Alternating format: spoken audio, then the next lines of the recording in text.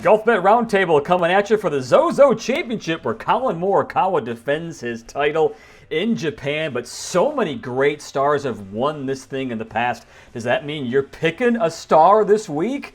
Xander Schauffele, somebody else? That's what we're here to figure out on the Golfbet Roundtable. Chris Brees, Will Gray, and Benny Betts has crunched the numbers that it's a chalk week, Ben. Chalk week, get your chalk out. The chalk is here to stay. Look, we've had 4 of these events in Japan. I'm discounting the 5th one that was played at Sherwood here in California. That's where Patrick Cantlay won. Other than that, you've got 4 former major winners that have won this event. Tiger Woods, Keegan Bradley, Hideki Matsuyama, and of course last year, Colin Morikawa. I think that trend is here to stay. It doesn't mean, though, that there's not value out there. We can find that. We're going to find that later here in the roundtable. But yeah, let's start with chalk, I reckon. I don't know about you, Will. No, it's certainly an interesting nugget in terms of the major winners. They had all won a major by the time they won their ZOZO. Hideki winning the same year he won the Masters in 2021. So that's certainly a trend that they could be worth exploring. But it is, we got to get into the dynamics of this event, right? It's 78 players, no cut. It's going to be a little bit top heavy. We do see some stars coming out and hopping in the plane and teeing it up in Japan. And listen, Ben, I'm with you. I think that if you go maybe 8 or 10 names down on the odds board, you're going to find the winner for this week. Now, what you can do with the other 60 or 65 guys in the field in terms of top 10s, head-to-heads, top 20s, in-play wagers, plenty on the menu. But if you're asking me where the tournament winner is going to come from, I'm leaning much more on the chalk side of things than maybe we would in a typical full-field event, certainly in this fall. It's a very short history. I'm bringing it all the way down to 6. I'm bringing it down to the top 6 guys on the board. This is like name that tune, which right? means Where it's like I'll give you 5. Can you name a winner in 4? I think it's about 8 Is only Xander technically. going to win? I think it's 8 technically is the highest we've been, because plus 4,000 is the highest we've ever had a winner here. Granted, it's a short event, short tournament. 2019 that was Tiger Woods. Yeah. He was plus 4,000. Yeah, crazy. Can you believe that? So I think we're about plus 4,000 Tiger Woods. We're about 8 players in if we go to plus 4,000. Let's talk about the top 3. The 3 chalkiest players we can even imagine here. With Xander, who outside the President's Cup hasn't played. Same with Colin Morikawa. And really Hideki Matsuyama as well. Staying away from these guys off the top because of their number, is that the play? I don't know. I mean, I think that you could make an argument, especially for Xander, because in a field without Scotty Scheffler this week, he is just on paper like the best player by a pretty significant margin. Whatever stat you want to look at, Morikawa, he dusted the field here last year, right? He won by 6, set a lot of tournament records, has played here multiple times and has played well here before. So from a horses for courses angle, like our friend Mike Glasgow likes to write about, for Golfbet, Morikawa is the guy. I think on paper, do you like Xander at plus 400 or plus 450 in this field versus a plus 900 in a larger and stronger field? I think maybe there's something to be said there. Yeah, I'm a wait and see on Xander at those odds, just because he hasn't necessarily played that great at this course. He's got a couple of top 10s, but they were not really contention top 10s. I think it was T9 and T10 amongst a couple of 45ths or something around that maybe 38th, I think he had there. He goes on his family reunions. He has a bit of fun. He enjoys the trip. I don't think you see prime level Xander turn up. And with that, I can't look at 450. So I'm a wait and see on him. I'm not a wait and see on Morikawa because I'd love to be a wait and see on Morikawa at 700 or whatever it is. But you can't, because he's second on tour in first round scoring. So he honestly goes out and starts well. Right, so if you want to have a go at him, you probably have to have a go at that sort of ugly, uncomfortable 700. For me, not quite the value. I'm looking at, like Will just said, is Xander a 4 times more likely or 3 times more likely or 2 times more likely than the other guy to win? I don't think so. Yes, he's the best player in the field, but I can't make a case that he's 3 times more likely to win than Thigala or 4 times more likely to win than Thomas. I can't make that case at 450. I can potentially make the case at 700-800 for Morikawa, given his history, given he won, and given he's used to getting off to fast starts. Ben, is there any discount when it comes to Xander? You mentioned his previous success or lack thereof at this event.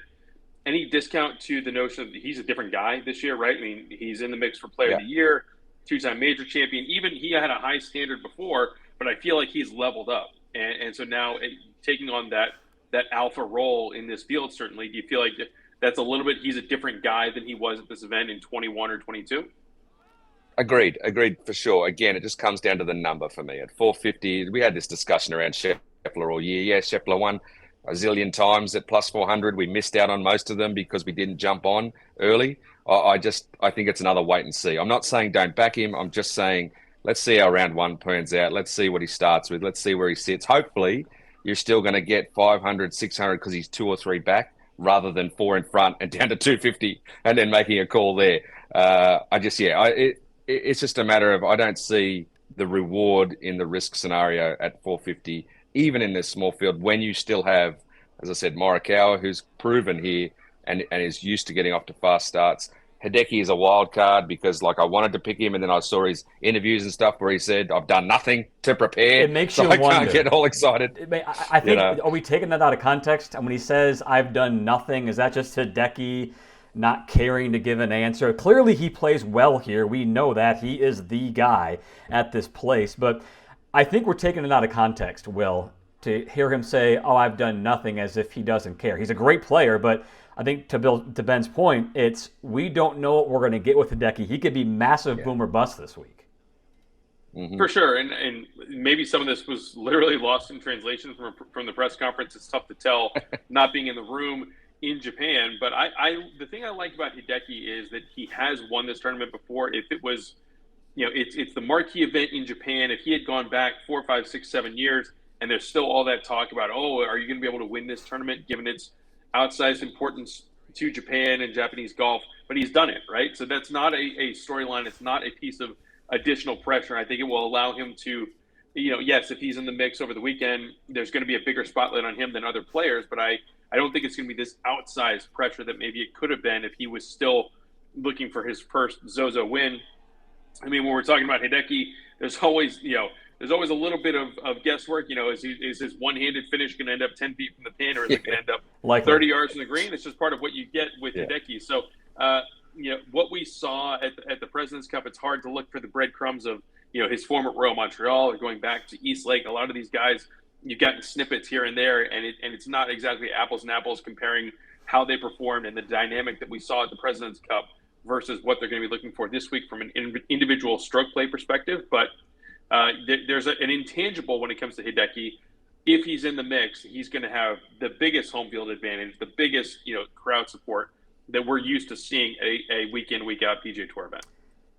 So Benny in the bets column has verdict on all of these chalk guys, and my Xander verdict was wait for a round to see where he is. My verdict on Hideki Matsuyama is wait for 36 holes, because at 36 holes you're going to get an idea of which Hideki is here, which one's there. Is he going to be up in the mix, or is he close enough to use the crowd and make a weekend push at good odds? So I'm holding again because of that start number, and just as Chris said, boom or bust.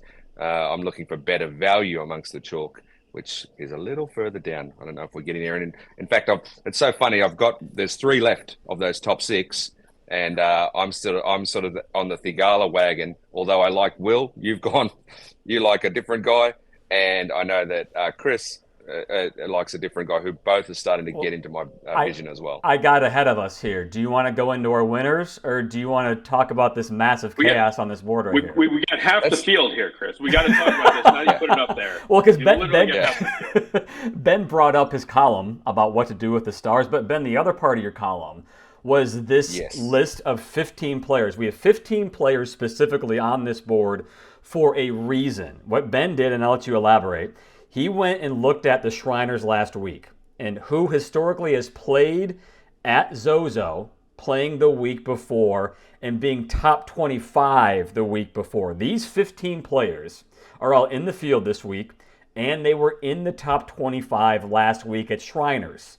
Now, go ahead and take it from there, Benny, about what else your criteria were here and why we're choosing these 15 guys to do what. Okay, yeah. So look, there's been 4 times, as I said, this event in Japan in the past, and I look to see, does form travel, right? Does it travel? If you've been playing well in the fall, and you're moving over to changing time zones, is that a problem or not?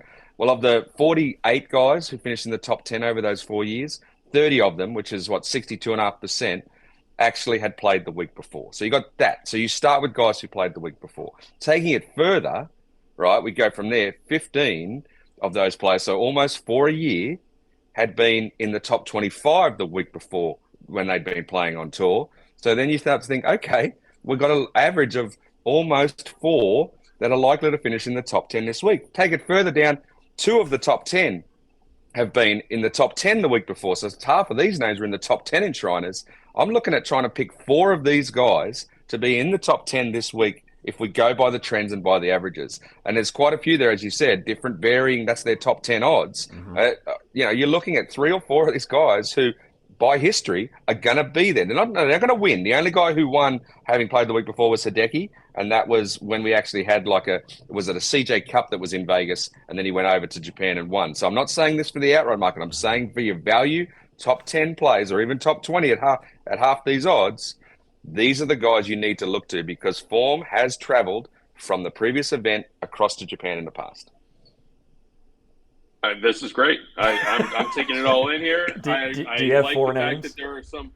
Well, yeah. I mean, listen, I've got a couple we can talk through. I think Matt Kuchar is a great long shot. He's kind of on my list. I think Chad Ramey and Mark Hubbard are interesting boom or bust guys. Hubbard made so many cuts this year, has struggled a little bit in the fall, but got it back going last week and is going to be doesn't need to worry about making a cut this week. So those are ones where my eye is drawn. And of course, the Gim Reaper, right? Doug Gim, our colleague Matt Delvecchio almost got the outright with Gim last week at 60-1. Finished second, had a really good showing on Sunday trying to chase down JT Poston. So those are on my short list. And then I'll throw in one more because we're just going through the menu here. Gary Woodland, right? First top 10 in forever. Last week in Shriners, coming off of a top 20 the previous week. And I think that he is definitely someone to watch for because he has played well here before. In that 2019 inaugural ZOZO, when Tiger won, Woodland was right there, coming in a couple months off his U.S. Open win, and ended up in the top 5. So this is a feel-good story coming off of brain surgery about a year ago, and it took him a few months, understandably, to get back, under his feet and into the grind of competition. But now into the fall, it seems like Gary Woodland is starting to play well at a good time. And now, again, this is a course that should suit his eye. He's played well here before. So strong, as we know, tee to green, has the creativity off the tee specifically to be able to handle a lot of different venues. So plus 320 there as a top 10. I think I like it. In my column, I picked 4 of the guys, obviously, and I actually threw in a 5th that didn't play last week just for balance. But Woodland was one of mine, so I'm going to go with that too, Will. I like Woodland because also he's 3rd in the field in the last 5 starts for strokes gained approach, and obviously ball strikers have done well and won here in the past, so that's another plus for him. But you can see there, Doug Gim, he's my best of the 4 to do it. As you said, the Gim Repo was 2nd last week. A really good form coming in. He's been sort of just solid for most of the fall and most of the year, really just knocking on the door to a bigger finish. Again, I'm not expecting him to win, but I do think he'll carry that form forward and move into this week and keep that going. I can't overlook him. Just for balance, if you want those other 2, or I could say read it, but keep an eye on Hostler. We know he's not going to win. He has struggles closing, but he will be near the top. I think he's another guy that you can keep an eye on. And Putnam is another one, 350 random. He was T2 2 years ago here. I'd forgotten all about that. And he is one of the best in the field, strokes gained approach over the last 5 as well. I'm wondering because at some point Hosler is going to decrease in his level of production. Yeah, I give him one more week, basically. It's been 4. I've said I'm going to ride his form. This is 4 straight weeks, one more. And you don't think it's an issue going straight from Vegas, losing that time change, 13 hours from Eastern time, going all the way back on a short week, 4 straight weeks of playing? I see that as an issue. If the letdown's going to happen, I see it this week. I don't see it this week because of the course. T2 a year ago, T16 the year before. He clearly likes the place. He's in form. He's going to ride that hot end one more week. Then you might see him start to fall off. I'll do my best bet quickly because I know he's on the board elsewhere, and Will, I'll let you get to it. Sung JM, I know the value it's very small, but if you're going to look at a limited field event and you are going to look at how great he's played in his last 4 months, I believe it's 6 of his last 8 have been inside the top 12. Give him 4 rounds to squeak out a top 10. I don't know if there's many players on this board that you're going to get plus money who you feel better about being in the top 10. And Will, I know you think even more highly of this guy. Chris, you're dipping your toe in the water here. Come swim in the deep end. Come on. Sungjae's going to win this golf tournament. Plus 1,400. Give me some of that. I think that he absolutely, as you said, he's got a great skill set for this week. He was red hot through the summer, even though he didn't win a tournament. Frankly, he's overdue to win on the PGA Tour. It's been a couple years since Vegas. So he's a player that probably should have won in the interim 3 years, whatever it is. But has a T3 here, a T12 as well, playing in the 4 events, having played in Japan. And he's another one that has a potential bump off the President's Cup, even though the international squad didn't get it done. We've seen so many years before where there's a little bit of carryover and some positive momentum for the guys that, like Sungjae, were the linchpins emotionally of that team. He was viewed as a leader, playing a bunch of matches, delivered in spots. And so I think that there's some positive to take out of Royal Montreal for Sungjae Im. I think it translates into a win this week at plus 1,400. He's still fitting that mold for me of a chalk guy that's maybe not among those top 3 on the board that we looked at, but he's not someone that you're going to see lifting a trophy on Sunday and say, oh, wow, it's such a surprise to see Sungjae Im winning this tournament. No, he's been right there. He's been in the mix. He's going to be in the mix again. It's crazy. You bring up the President's Cup. I looked it up. He won 1 match, but it felt like his week was so much better than that. He played better than that. And it felt like he had a good week, good enough to do well this week, I think. He played better than that. There's no doubt about that. Will's right about the international bump. It's there. I'll just say this: like I put him in. He didn't become my hour winner, but in the verdict in the column, it just says a sneaky good option. I do think he's sneaking there, a little under the radar of the chalk guys. I've gone with a little bit more value on the odds board, but here he is, Sahith Theegala. I'm saying that he gets the bump from the President's Cup as well. He gets the bump from being part of a winning team, the confidence. He was obviously, T7 in his Pro Core title defense. He obviously was good at the Tour. Yeah, good at the Tour Championship, 3rd. I think he was there. He's been 19th and 5th in Japan in the last couple of years, so he knows the place. I'm really just looking at it as a value pick, right? I see there and go, look, 1,800 versus Schauffele's 400 or 450. He's not that much worse of a player in a 1 week scenario on tour to win a tournament. I like, as I said, I'm certain that we're getting a chalk winner. With that in mind, I'm looking for some value. This is the 2nd best value of all the chalks. If you do my cutoff at 6, which inherently we're going to get to in a minute because the next guy I know, Chris, is on your radar.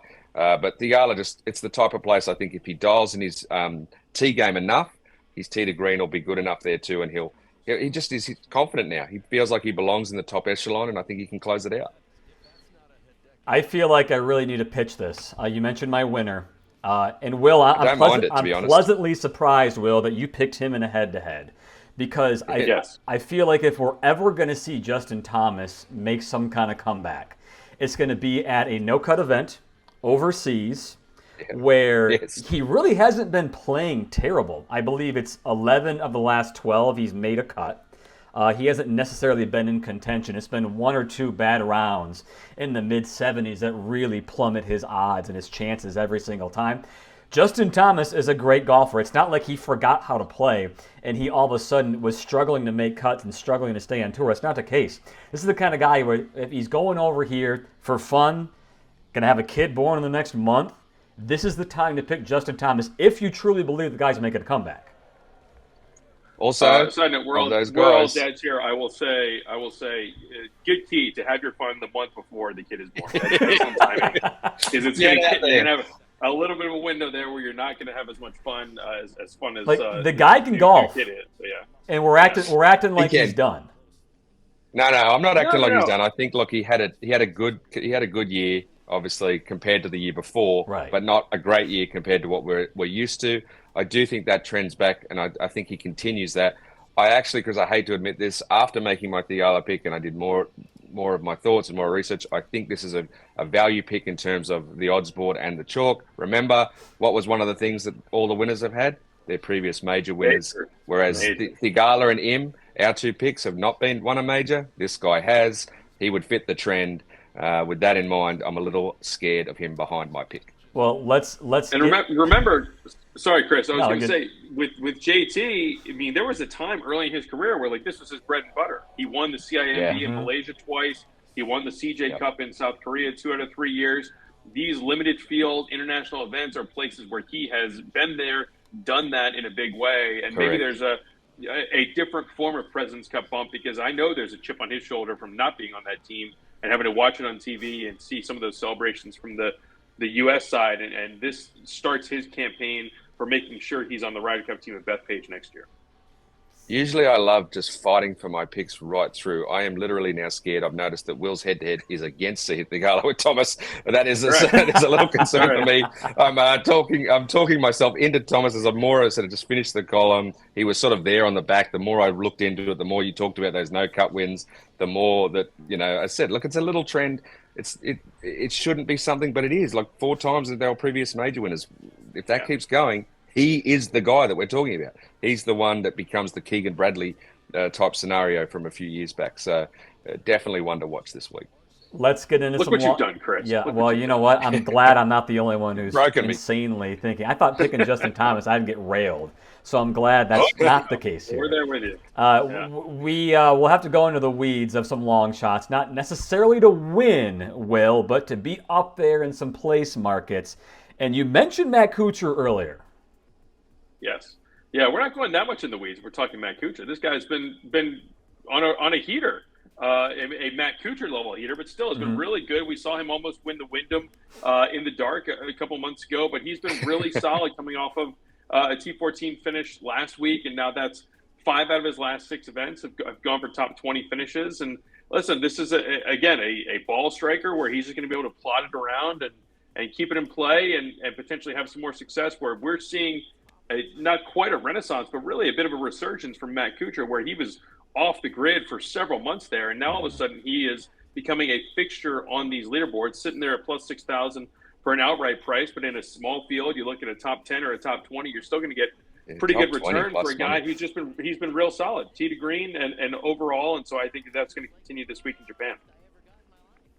I like the top 20 plus money option there. Again, from all those trends that we talked about before, you could go to the top 10 to try to get a little bit more juice, but you've got to think that he's also the type that doesn't go and back off. Cooch loves his coin. Let's be honest. He's going to fight to the death. He's going to fight for the T14 or the T12, right? He's going to keep going to the end. Whereas some others might sort of be happy with T27, he won't be. So a top 20 at plus money, I like Cooch there. Well, in your long shot, Ben, even better juice for your squeeze.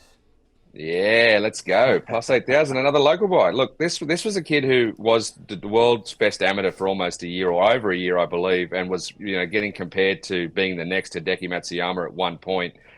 He hasn't turned into that yet. But what he has done recently, which people won't maybe not be aware of, is he won earlier this month on the Japan Tour, and 2 weeks ago in the Japan Open, he was 4th. He's in form in Japan, and he's got the crowd behind him, right? He's got limitless talent. Absolutely all there. So if you're looking at good plus money, like it's plus 500 or more for a top 10, really juicy for a top 20. And as we said, a 78-man field. I expect this guy to be there or thereabouts. He may not push for the victory, but I think you get great value across all your place markets here for a guy who, if he gets his stuff together, can join Hideki as a constant on the PGA Tour. I feel like for me, things are getting serious, Chris, when Ben is digging in on the Japan Open leaderboard. That's leaving no stone unturned. I appreciate the effort. He's got the pedigree for sure to be right there. Ben's got the stats, he's got the research, and Ben, I fell for it. First of all, I fell for it because Harry Hall meets both your criteria, a top 10 and a top 25 last week. Okay, double check. And I feel like it's a rite of passage now in the fall Golfbet roundtable to pick Harry Hall for something. So that's going to be my long shot bet this week. He's right on the precipice because he's starting to play really good golf, and his odds are going down. Maybe get on him now when you can in the fall while his odds are still a little bit higher with these kinds of events. I like Harry Hall, and this is going to be a good week to test this whole theory out of doing your research, figuring out what correlated to last week. And, of course, every week's going to be different, but Harry Hall's checking all these boxes for me. Cashed for my top 10 last week. Good on you, Harry. I should have maybe stuck with him. I'm glad someone did because, look, the thing, too, is his short game and his putting is going to keep him in it, right? As long as he gets it there close enough, he can make putts and he could go deep for a round or two on this leaderboard and put himself in the mix. The fact that he's won on tour somewhat recently, a few months ago, makes him an even better option in my book because those nerves potentially are not there as much as they would have been in the past. I do like Harry. He's fun. Benny Betts I was just going to say, well, Benny Betts is getting the tan out there in that beautiful sun of Los Angeles right now. Love it. Look, we're trending towards overseas events. We're trending towards fun and getting into a different time zone. You know, I'm going to be the one who gets to watch this at a reasonable hour, unlike half of you guys. So I'm excited for the ZOZO. Let's get it on.